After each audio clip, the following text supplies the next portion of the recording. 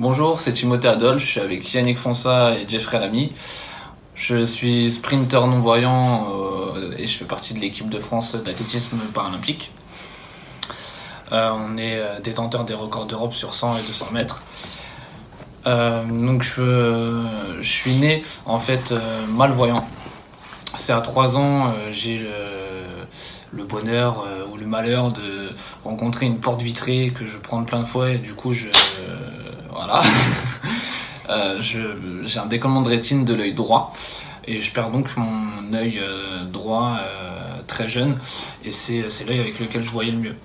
À 6 ans, je prends un coup de pied dans l'œil gauche et non, j'ai pas créé un site qui s'appelle genre VDM mais ça va faire que j'ai la vue qui va se dégrader jusqu'à mes 17 ans. En gros, je vais avoir à peine un 20e. Et c'est à 19 ans que je perds totalement la vue en recevant de nouveau un coup dans l'œil gauche suite à un petit mouvement de foule. Et ce sera un décollement de rétine de nouveau.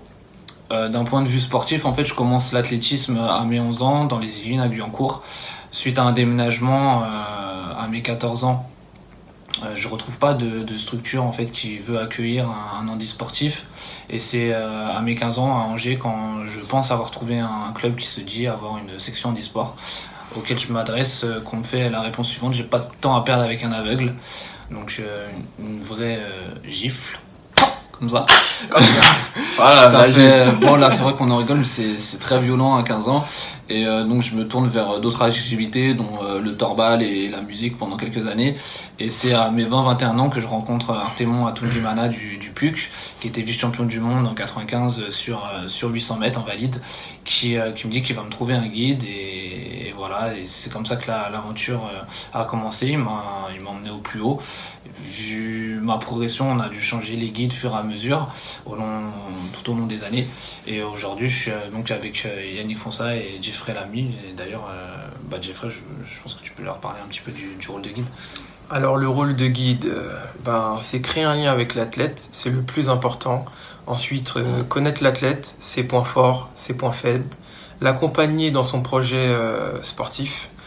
Le rôle du guide aussi sur la piste, c'est de guider l'athlète, de faire en sorte qu'il n'aille pas dans le couloir de l'autre. Donc c'est le diriger, lui donner les bons tempos selon les distances, 100, 200, 400 mètres. Donc voilà, le rôle du guide s'arrête pas aussi sur la piste, car l'athlète aussi a besoin de son guide en dehors des pistes pour des raisons personnelles, l'aider dans le quotidien. Donc voilà. Au final, c'est un mélange d'humain et de sport, et donc ça reste complexe. Et c'est pour ça, moi je pense que la complexité du rôle de guide dans notre situation, c'est que c'est une adaptation mutuelle en permanence, car nous avons déjà des caractères différents. Quand on arrive le matin à l'entraînement, on a des états de forme différents. On doit s'adapter parce que on a un entraîneur mutuel, comme il vous l'a dit tout à l'heure, Artemon Atungimana, mais on a aussi un entraîneur personnel pour Jeffrey qui est Joël Eugésip et moi Dimitri Desmonnières, qu'on remercie, avec qui, en faisant tout ce micmac là, on a un entraînement, on va dire, commun et cohérent. Et malgré tout cela, malgré toutes ces différences, nous faisons qu'un sur la piste, nous sommes comme son nom. Mignon. Et je dis pas ça tout simplement parce que nous sommes couleur chocolat. Exactement. Et je pense qu'aussi dans le handisport, il y a quelque chose à améliorer, surtout pour le grand public. C'est qu'il y a une meilleure visibilité dans les médias parce que c'est encore trop inconnu. Et un peu plus de sensibilisation auprès des jeunes. Surtout ça aussi. Donc voilà. À bientôt, vous pouvez nous suivre à Berlin du 20 au 26 août. Allez, Au revoir, ciao. Ouah.